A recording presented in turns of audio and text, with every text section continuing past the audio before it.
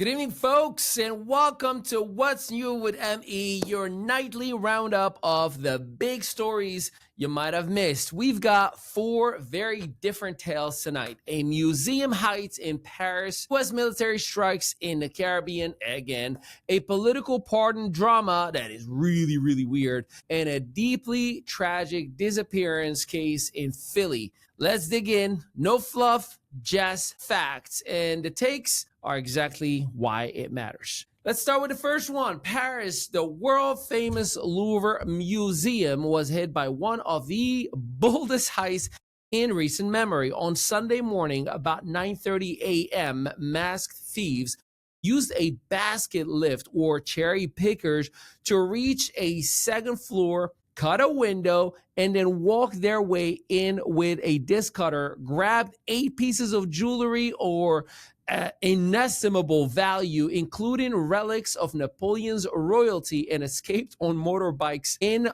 all few minutes. Now, these stolen items aren't just expensive, they are national heritage. They carry symbolic weight. The speed and audacity of the robbers expose gaps in security, even at the most visited museum in the world. Now, this, for visitors, shakes a whole lot because in this place, it's supposed to be safe. And if thieves can pull this mid-morning, well, people are talking all around the world, are we really any safe? French Interior Minister called it a major robbery, and the Culture Minister said the thieves were absolute professionals. You don't say. Some say this is more than just a museum issue. It reflects how cultural institutions must upgrade for modern threats, tools, technology, organized crimes, and such. Now, the irony, they came for the crown jewels and tourists came for the selfie with the Mona Lisa. Guess who was less ready? That's messed up. Now imagine being a guard or a visitor walking in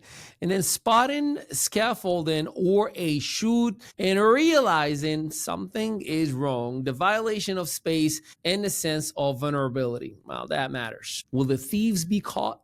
Will items be recovered? Will museums across Europe tighten up their security?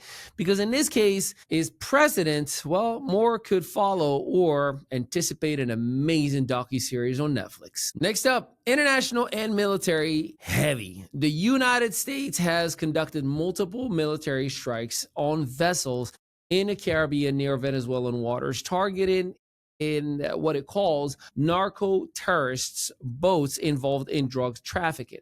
At least 6 such strikes since early September have occurred. One recent strike resulted in deaths and drew warnings from regional governments. Why does this matter? Well, it blurs the line between law enforcement for drugs and military intervention, which is really combat. It raises issues of international law sovereignty. There is Venezuela, Trinidad and Tobago regions, and others. And it also raises human rights issues. For U.S. policy, this signals a hard line, but also opens criticism about its evidence-based and legitimacy. U.S. official narrative shifts as well. See, these operations target major drug trafficking threats, including fentanyl, before they reach the United States. I'm with it. Many experts say the reason targeted isn't the main fentanyl route into the United States. Some victims may be local fishermen, not cartel bosses. That's worrisome. Wars on drugs goes naval. The only thing missing are submarines or maybe a lounge chair on the deck. Think about the families for a second, the victims. Local communities whose fishing boats get caught in the geopolitical crosshairs. Sovereignties of nations feeling pressured or bypassed. People are not even fishing anymore just because they're afraid that they'll be confused for one of those vessels. Will there be a clear evidence shared by the United States? As we know, the U.S. always tells us the truth, right? Will regional governments respond diplomatically or legally? Will there be an oversight into how these operations are conducted? A lot of questions we hope to get answers for. Now let's get into our third story. Politics and justice. Former U.S. Representative George Santos had his federal prison sentence of 7+ years for fraud and identity theft commuted by Donald J. Trump. He was released after serving less than 3 months. Why does this matter again? Well, at the stakes, rule of law, the idea that laws apply evenly and including to the elected officials. Public trust is at hand.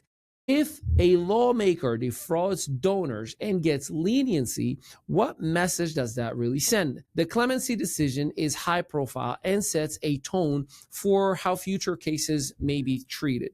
Supporters view Santos, say his sentence was disproportionate, and views the commutation as a second chance. Critics, they argue the move is politically motivated, undermines victims and justice. If you thought fraud was serious, wait until you see the oops, we pardon him again, a bill coming soon. So remember, donors were defrauded, campaign staff was misled, constituents were let down, and their voices matter even if they are quieter now. So will restitution be paid? Will this trigger clemency reform? Will voters respond in the upcoming elections?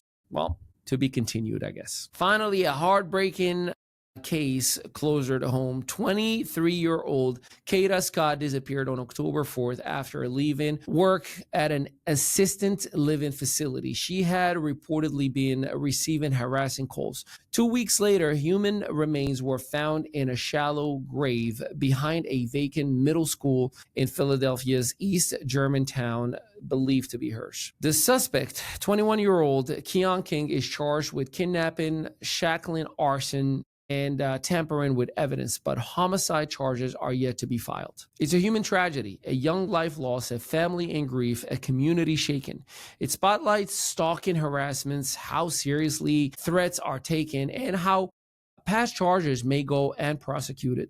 The search, investigation, and community roles remind us of the local impact of crime and justice systems. Law enforcement, they say the case remains under investigation. They found remains and are gathering more evidence. Community and critics, well, there are concerns about why a suspect with prior charges remained free, about speed and responsibility for providing resources for victims. When we talk big geopolitics up top, let's not forget the stories in our local neighborhoods, the ones that hit hard and quiet. Picture the family, the friends, the neighborhood. These are real circumstances. The people who helped search, the people who are hoping for good news, only to face this. Their pain deserves our attention.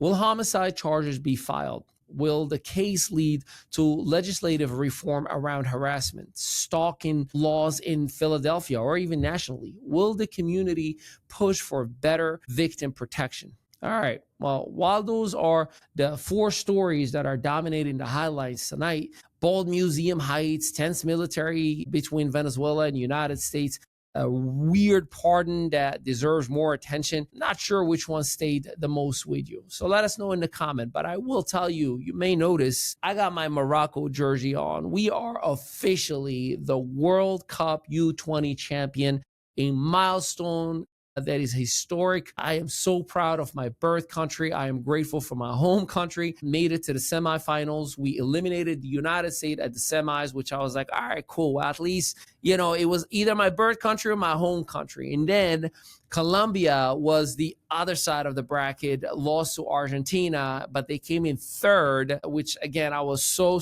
proud of my wife's birth country, making it third. And then of course, in the finals against Argentina, what an honor, what a privilege to compete at a high level. But we are officially the world champion for the next 4 years. Super excited, super proud about it. And now the focus in the soccer scene is about to go, for me at least, to the African Nation Cup that is taking place in my birth home, Morocco, starting in December. And then, of course, after that, the World Cup here between the United States, Canada, and Mexico. This has been another installment of What's New with ME. Stay safe, stay focused, stay curious, because in here, we're bringing the heat, we're bringing the headlines, and we bring them all to you each and every day. Until next time, peace out, everybody.